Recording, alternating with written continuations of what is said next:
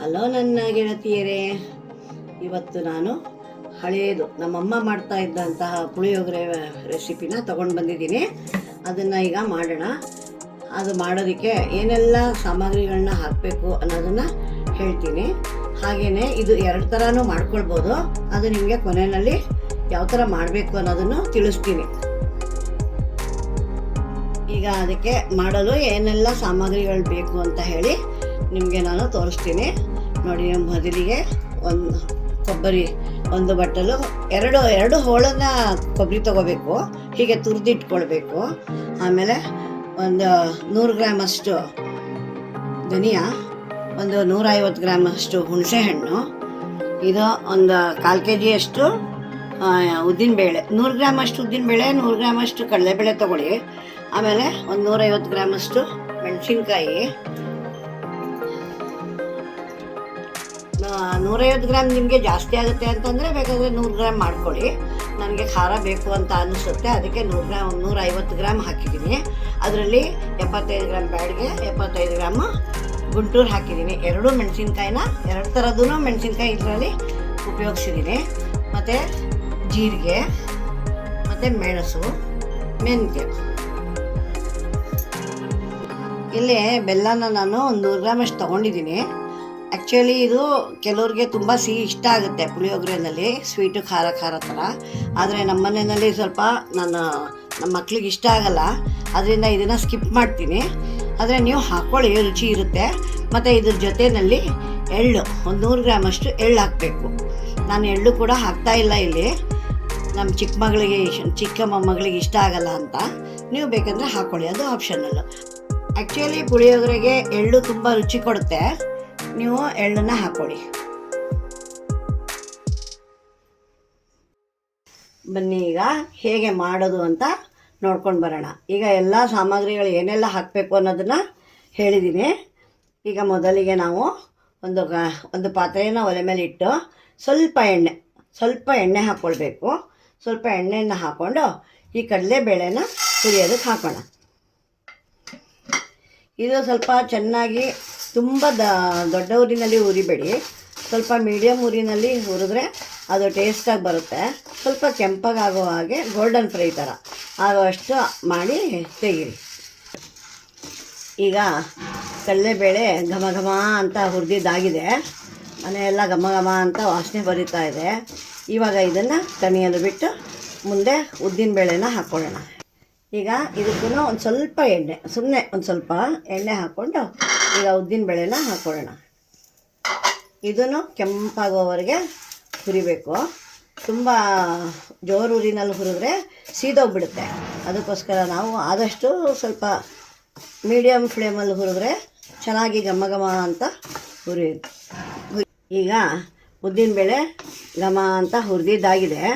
ಈ ಥರ ನಿಧಾನ ಉರಿನಲ್ಲಿ ಚೆನ್ನಾಗಿ ಹುರ್ಕೊಳ್ಬೇಕು. ಮತ್ತು ಇದು ನನ್ನ ಹಳೆಯ ರೆಸಿಪಿ, ಇದು ನನ್ನಮ್ಮ ಮಾಡ್ತಾ ಇದ್ದಿದ್ದು. ನನಗಂತೂ ಇದೇ ಇಷ್ಟ, ತುಂಬ ರುಚಿಯಾಗಿರುತ್ತೆ. ಇದು ಮಾಡೋ ವಿಧಾನದಲ್ಲೂ 2 ಥರ ಬರುತ್ತೆ. ನಿಮಗೆ ನಾನು ಕೊನೆಯಲ್ಲಿ ತೋರಿಸ್ತೀನಿ ಯಾವ ಥರ ಮಾಡಬೇಕು ಅಂತ. ಇದು ತುಂಬಾ ರುಚಿಯಾಗಿರುತ್ತೆ. ಮಾಡ್ಕೊಳ್ಳಿ, ತಿನ್ಕೊಳ್ಳಿ, ಲೈಕ್ ಮಾಡಿ, ಸಬ್ಸ್ಕ್ರೈಬ್ ಮಾಡಿ, ಶೇರ್ ಮಾಡಿ, ಮತ್ತು ಕಮೆಂಟ್ ಮಾಡಿ. ಹುರಿಬೇಕಾದ್ರೂ ಸ್ವಲ್ಪ ಎಣ್ಣೆ ಹೀಗೆ ಹಾಕ್ಕೊಳ್ಬೇಕು. ಹಾಕ್ಕೊಂಡ್ರೆ ನಿಮಗೆ ಚೆನ್ನಾಗಿ ಹುರಿಯೋಕ್ಕಾಗುತ್ತೆ. ಈಗ ನಾನು ಮೆಣಸಿನ್ಕಾಯಿ ಹುರ್ಕೋತಾ ಇದ್ದೀನಿ. ಈಗ ಮೆಣಸಿನ್ಕಾಯಿ ಚೆನ್ನಾಗಿ ಹುರಿದಾಗಿದೆ. ಆ್ಯಕ್ಚುಲಿ ನೀವು ಇದನ್ನು 1 ವರ್ಷದ ತನಕ ಇಟ್ಕೊಂಡು ತಿಂದ್ರೂ ಹಾಳಾಗೋದಿಲ್ಲ. ಗೊಜ್ಜು ಮಾಡೋದು ಬೇಡ, ಪೌಡ್ರ್ ಮಾಡಿ ಇಟ್ಕೊಳ್ಳಿ. ಪೌಡ್ರ್ ನಿಮಗೆ 1 ವರ್ಷದ ತನಕ ಚೆನ್ನಾಗೇ ಇರುತ್ತೆ. ಇನ್ಸ್ಟೆಂಟಾಗಿ ಯಾವಾಗ ಬೇಕೋ ಆವಾಗ ನೀವು ಗೊಜ್ಜು ಮಾಡ್ಕೊಳ್ಬೋದು, ಮತ್ತು ಪೌಡ್ರಾಗಿಯೂ ಉಪಯೋಗಿಸ್ಕೊಂಡು ಮಾಡ್ಬೋದು.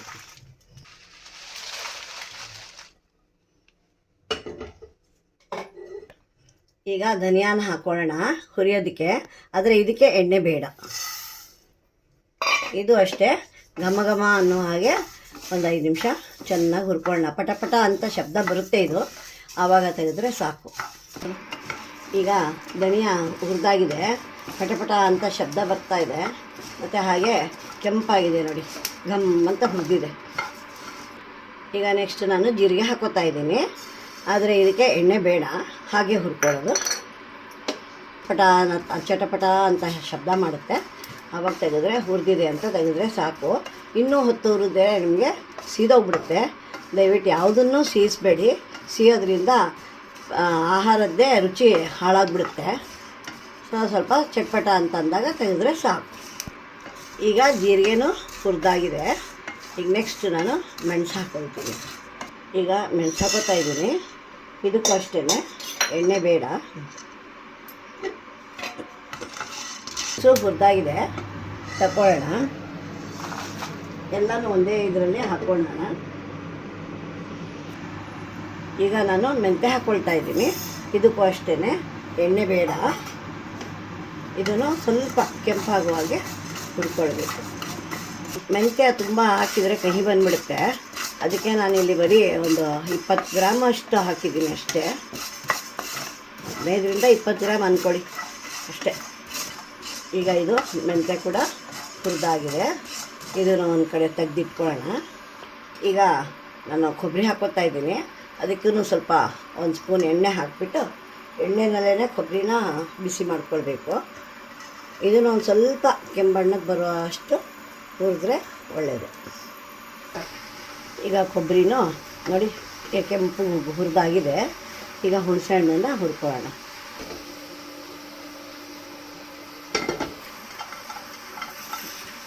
ಈಗ ಈ ಹುಣಸೆ ಹಣ್ಣನ್ನು ಚೆನ್ನಾಗಿ ತೊಳೆ ಥರ ಬಿಡಿಸ್ಕೋಬೇಕು. ಹುಣಸೆ ಹಣ್ಣು ಹಾಕೋದಿದ್ರೆ ಹಾಕಿ, ಇಲ್ಲ ಅಂದರೆ ಇದ್ರದ್ದು ಟ್ಯಾಮ್ರಿನ್ ಪೌಡ್ರ್ ಅಂತಲೇ ಸಿಗುತ್ತೆ ಅಂಗಡಿನಲ್ಲಿ, ಅದನ್ನು ಬೇಕಾದ್ರೂ ನೀವು ಹಾಕ್ಕೊಳ್ಬೋದು. ನಾನು ಯಾವಾಗಲೂ ಇದೇ ಹಾಕಿ ಅಭ್ಯಾಸ.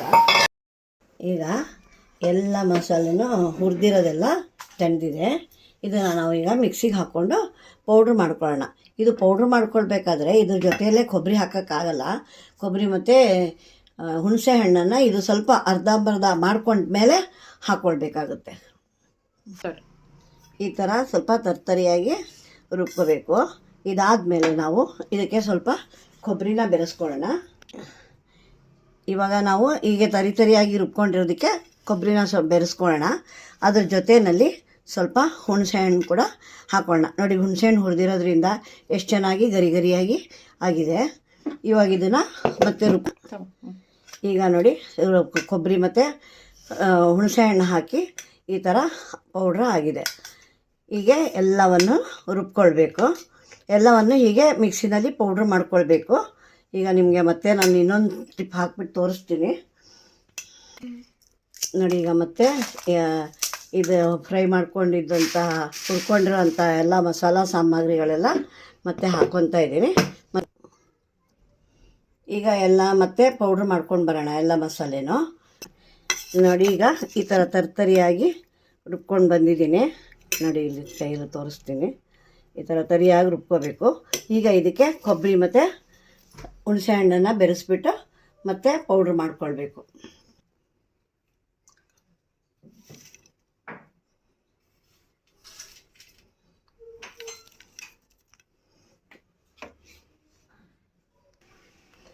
ಹೀಗೆ ಎಲ್ಲನೂ ಪುಡಿ ಮಾಡ್ಕೊಳ್ಬೇಕು. ಈ ಪುಡಿನ ನೀವು ಸೇಫಾಗಿ ಅಂದರೆ ನೀರು ತಾಗದ ಹಾಗೆ ಇಟ್ಟರೆ ನಿಮಗೆ 1 ವರ್ಷ ತನಕ ಕೆಡ್ದಂಗೆ ಇರುತ್ತೆ. ಆಮೇಲೆ ಇದನ್ನು ಹೇಗೆ ಉಪಯೋಗಿಸೋದು ಅನ್ನೋದನ್ನು ಹೇಳ್ತೀನಿ. ಇವಾಗ ಎಲ್ಲನೂ ಪುಡಿ ಮಾಡ್ಕೊಂಡಿದ್ದಾಗಿದೆ ನೋಡಿ. ಎಷ್ಟು ಚೆನ್ನಾಗಿ ಪೌಡ್ರ್ ಬಂದಿದೆ ಅಂತ. ಈ ಥರ ಬರಬೇಕು, ಗಂಟಿಲ್ದಿರೋ ಹಂಗೆ. ಆಮೇಲೆ ಈಗ ಇದನ್ನು ಯಾವ ಥರ ಉಪಯೋಗಿಸ್ಕೋಬೇಕು, ಯಾವ ಥರ ಗೊಜ್ಜು ಮಾಡಬೇಕು ಅಂತ ಅನ್ನೋದನ್ನು ಹೇಳ್ತೀನಿ. ಈಗ ಪುಳಿಯೋಗರೆ ಪೌಡ್ರ್ ರೆಡಿಯಾಗಿತ್ತು. ಇವಾಗ ಅದನ್ನು ಹೇಗೆ ಮಾಡೋದು ಅಂತ ನೋಡ್ಕೊಂಡು ಬರೋಣ. ಮೊದಲು ಸ್ಟವ್ ಹಚ್ಚಿ ಬಾಣಲಿ ಇಟ್ಟಿದ್ದೀನಿ. ಇವಾಗ ಒಂದು 8 ಜನಕ್ಕೆ ಆಗುವಷ್ಟು ಪುಳಿಯೋಗರೆ ಮಾಡ್ಕೊಳ್ಳೋಣ. ಫಸ್ಟು ನಾನು 2 ಥರ ಅಂತ ಹೇಳಿದ್ದೆ ನಿಮಗೆ. ಈಗ 2 ಥರನೂ ಮಾಡೋದನ್ನು ನಿಮಗೆ ನಾನು ತೋರಿಸ್ತೀನಿ.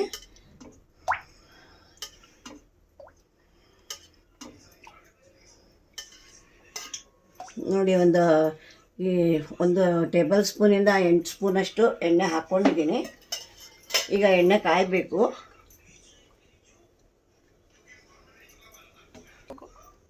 ಈಗ ಎಣ್ಣೆ ಕಾದಿದೆ. ಮೊದಲಿಗೆ ನಾವು ಕಡಲೆಕಾಯಿ ಬೀಜನ ಹಾಕ್ಕೊಂಡು ಕರ್ದಿಟ್ಕೊಂಡ್ಬಿಡೋಣ. ಯಾಕೆಂದರೆ ಅದು ಗೊಜ್ಜಲ್ಲೇ ಇದಾದರೆ ಮೆತ್ತಗಾಗ್ಬಿಡುತ್ತೆ. ಅದಕ್ಕೆ ಅನ್ನ ಕಲಿಸುವಾಗ ಮೇಲಿಂದ ಹಾಕ್ಕೊಂಡ್ರೆ ನಿಮಗೆ ರುಚಿಯಾಗಿರುತ್ತೆ.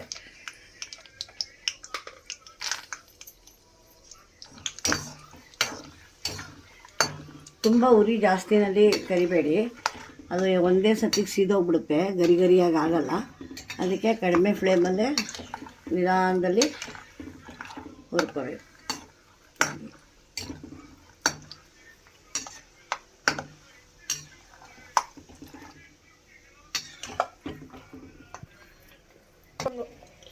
ಈಗ ಕಡಲೆಕಾಯಿ ಬೀಜ ಆಗಿದೆ, ಇದನ್ನು ತೆಗೆದುಬಿಡೋಣ. ತೆಗೆದು ಒಂದು ಬಟ್ಲಲ್ಲಿ ಹಾಕ್ಕೊಂಡ್ರೆ ಅನ್ನ ಕಲಿಸುವಾಗ ಮಿಕ್ಸ್ ಮಾಡಿಕೊಳ್ಬೇಕು.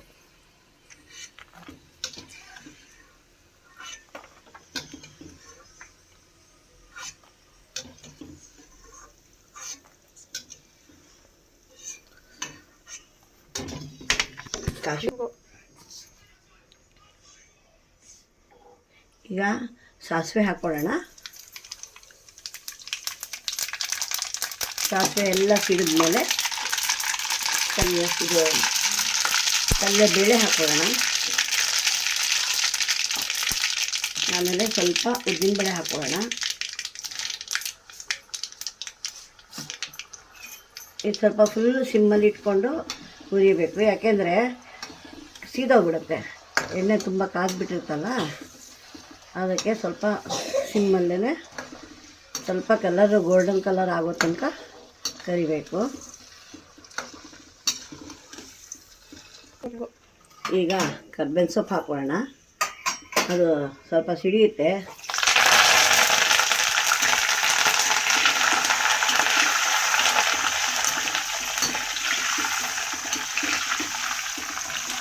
ಈಗ ಇದು ಮಾಡಿ ಸಾಕು. ಈಗ ಇದಕ್ಕೆ ನಾವು ಪೌಡ್ರನ್ನ ಮಿಕ್ಸ್ ಮಾಡ್ಕೊಳ್ಳೋಣ. ನೋಡಿ, ಇವಾಗ ನಾನು 8 ಜನಕ್ಕೆ ಆಗುವಷ್ಟು ಅಂತ ಹೇಳಿದ್ನಲ್ವ, ಅದಕ್ಕೆ ಮಾಡ್ಕೊಂಡಿರೋಂತಹ ಪುಡಿನ ಒಂದು 5-6 ಸ್ಪೂನ್ ಹಾಕ್ಕೊಳ್ಳೋಣ.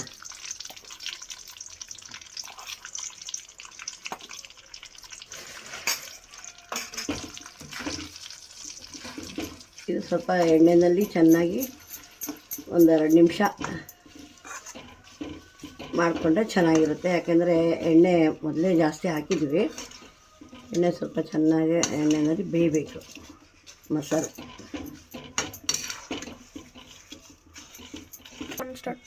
ನೋಡಿ, ಇವಾಗ ಇದು ಬೇಯ್ತಾ ಇದೆ, ಕಾಣಿಸ್ತಾ ಇರ್ಬೋದು ನಿಮಗೆ. ಈಗಿದು ಗೊಜ್ಜು ರೆಡಿ ಆಯಿತು.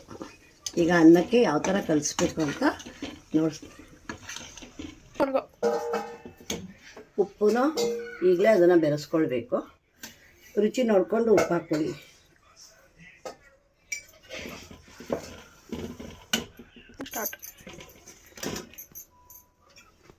ಈಗ ನಾನು ಇನ್ನೊಂದು ಥರನೂ ಮಾಡ್ಬೋದು ಅಂತ ಹೇಳಿದ್ನಲ್ಲ, ಅದಕ್ಕೆ ಬರೀ ಒಗ್ಗರಣೆ ಹಾಕ್ಕೊಳ್ಬೇಕು. ತೋರಿಸ್ತೀನಿ.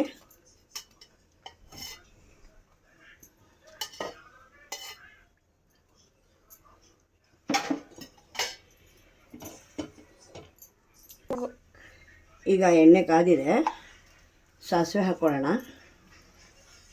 ಸಾಸಿವೆ ಸಿಡಿದಾದ್ಮೇಲೆ ಸ್ವಲ್ಪ ಕಡಲೆಕಾಯಿ ಬೀಜ ಹಾಕ್ಕೊಳ್ಳೋಣ.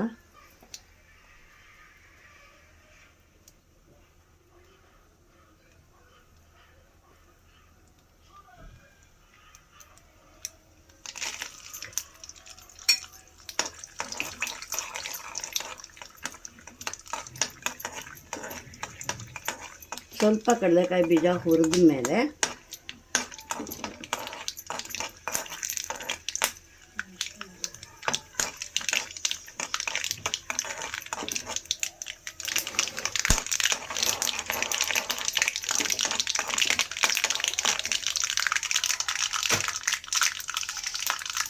ಸ್ವಲ್ಪ ಕಡಲೆಬೇಳೆ, ಸ್ವಲ್ಪ ಉದ್ದಿನಬೇಳೆ,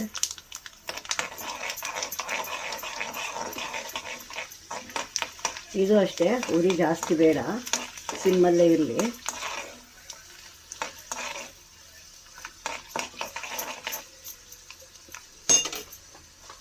ಒಂದೆರಡು ಮೆಣಸಿನ್ಕಾಯಿ ಮುರಿದು ಹಾಕೋಣ.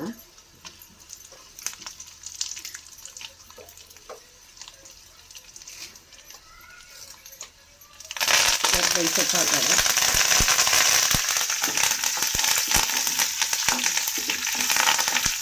ಇದು ಒಗ್ಗರಣೆ ರೆಡಿಯಾಗಿದೆ. ಇದು ಹೇಗೆ ಕಲಿಸೋದು ಅಂತ ತೋರಿಸ್ತೀನಿ. ಈಗ ಅನ್ನ ಮಾಡಿಬಿಟ್ಟು ತಣಿಯಾಗಿ ಬಿಟ್ಟಿದ್ದೆ. ಈಗ ಇದು ತಣಿದಿದೆ.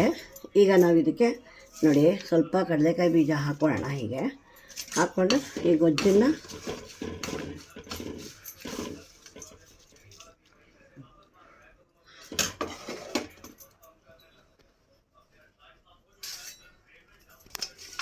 ಇವಾಗ ಇದನ್ನು ಚೆನ್ನಾಗಿ ಮಿಕ್ಸ್ ಆಗೋ ಹಾಗೆ ಕಲಿಸಿದ್ರೆ ರುಚಿಯಾದ ಪುಳಿಯೋಗರೆ ರೆಡಿಯಾಗಿದೆ.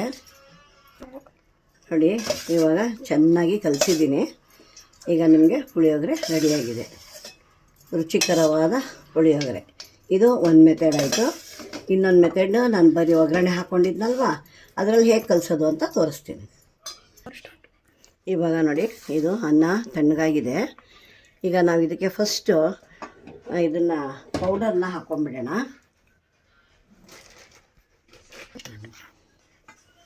ನೋಡಿ ಅನ್ನದ ಮೇಲೇ ಪೌಡ್ರನ್ನ ಉದುರಿಸ್ಕೋಬೇಕು. ಇದು ಆಫೀಸ್ಗೆ ಹೋಗೋರು ಅರ್ಜೆಂಟ್ ಇರುವಾಗ ಬರೀ ಅನ್ನ ಮಾಡಿಬಿಟ್ರೆ ಸಾಕು, ಈ ಪುಳಿಯೋಗರೆ ಪೌಡ್ರ್ ರೆಡಿ ಇರುತ್ತೆ. ನೀವು ಆ ಒಗ್ಗರಣೆ ಹಾಕ್ಕೊಂಡ್ಬಿಟ್ಟು ಕಲಿಸ್ಬಿಟ್ರೆ ಆಯಿತು ಅಷ್ಟೇ. ನೋಡಿ ಇವಾಗ ಇದನ್ನು ಈ ಒಗ್ಗರಣೆ ಹಾಕ್ಕೊಂಡಿದ್ನಲ್ಲ, ಇದನ್ನು ಸ್ವಲ್ಪ ಇದ್ರ ಮೇಲೆ ಹಾಕ್ಕೊಳ್ಳೋಣ. ಇದನ್ನೀಗ ಕಲಿಸ್ಬಿಟ್ರೆ ಆಯಿತು. ನೋಡಿ ಪುಳಿಯೋಗರೆ ರೆಡಿ. ಎರಡು ಥರನೂ ಮಾಡ್ಕೊಳ್ಳಿ. ಟೈಮ್ ಇದ್ದರೆ ಒಗ್ಗರಣೆನಲ್ಲೇ ಬೇಯಿಸ್ಕೊಳ್ಳಿ, ಟೈಮ್ ಇಲ್ಲ ಅಂದರೆ ಒಗ್ಗರಣೆ ಹಾಕಿಬಿಟ್ಟು ಇಟ್ಕೊಂಡ್ಬಿಟ್ಟಿರಿ, ಅನ್ನ ಮಾಡಿ ಕಲಿಸ್ಕೊಳ್ಳಿ. ರುಚಿ ನೋಡಿ, ಮಾಡಿರಿ, ಟೇಸ್ಟ್ ಮಾಡಿರಿ, ಕಮೆಂಟ್ ಹಾಕಿರಿ, ಶೇರ್ ಮಾಡಿರಿ, ಸಬ್ಸ್ಕ್ರೈಬ್ ಮಾಡ್ಕೊಳ್ಳಿ. Thank you.